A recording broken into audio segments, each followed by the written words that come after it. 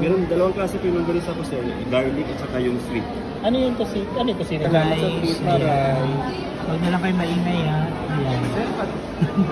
Na ano na. Bulang po.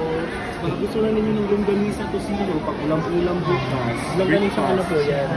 Gawang kapampangan po sir. Longganisa ano po? Skinless at saka garlic. Hindi, what I mean. Sabi ko, dito lang. Hindi ako.